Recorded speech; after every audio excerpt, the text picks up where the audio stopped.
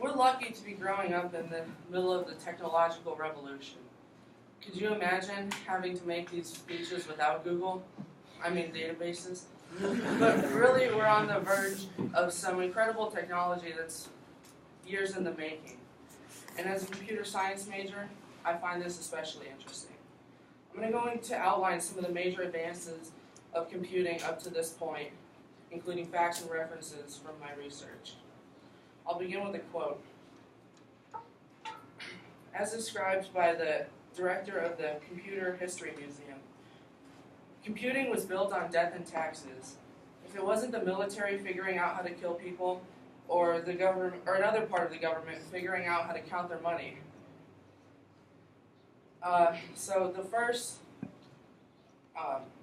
advancement I'm going to be talking about comes in the 1820s by Charles Babbage, where he designed a specific purpose computing, mechanical computing machine that would create mathematical tables for different equations.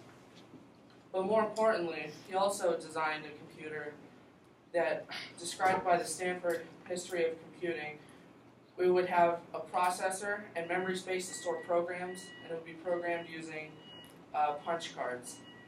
And what's the most important part of it is that it was general purpose. So it was the first idea of a computer like we have today that can do anything. But unfortunately, it was never built, and the first general purpose computer would not come for over 100 years. But it did serve as inspiration for Alan Turing, who I will talk more about later. Later in that century came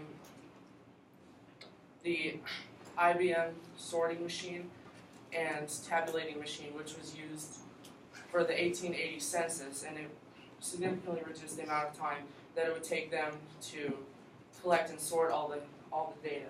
And they were the first popularized computing machines, and they were used all the way through World War II, where they served an influential part of the success of the Nazis, unfortunately. And this is described in detail in a book called IBM and the Holocaust. And it describes how influential it actually was for them. And on the other side of World War II was the Colossus. It was a computer used to decipher Nazi messages, and it reduced the amount of time it took to crack these messages from days to hours, and it was influential in turning the tide of the war. According to the Computer History Museum, it reduced the length of World War II by 2 years. You might be familiar with this story from the movie The Imitation Game.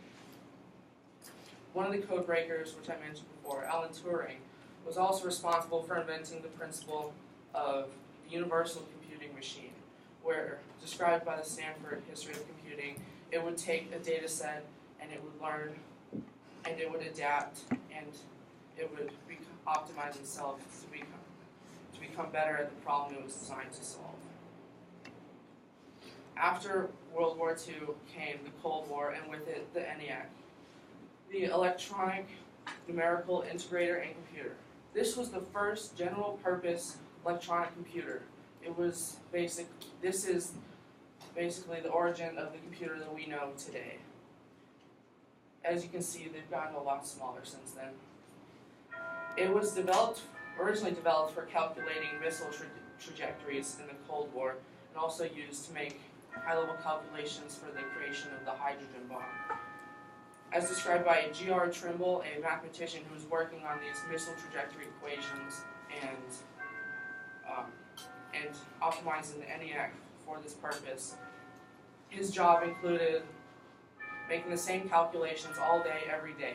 And the ENIAC, able to add 5,000 numbers per second, which was a big deal back then, really helped him with his research and greatly reduced the amount of time it took him to solve these problems and become more accurate for these missile trajectory calculations. And later on, iterations of the ENIAC became the first commercial use computer, and they cost over $1 million, and they were 50 by 30 feet, the size of rooms in small buildings, and they made 40 of them. So in conclusion, there are many inventions and challenges on the horizon for the computing industry. Knowing the history can help us understand some of the challenges and considerations that should be taken. There are many interesting stories, details, and inventions that I wasn't able to cover because of time limitations. And if you find this interesting, you can check out some of the books and movies that I mentioned, as well as visit the Computer History Museum in the Bay Area, which is only a few hours away. And they have lots of models of these computers, and sometimes the original ones that you can go and see for yourself. And there's a lot of people work there that designed and worked on the original versions, and they can tell you some awesome stories.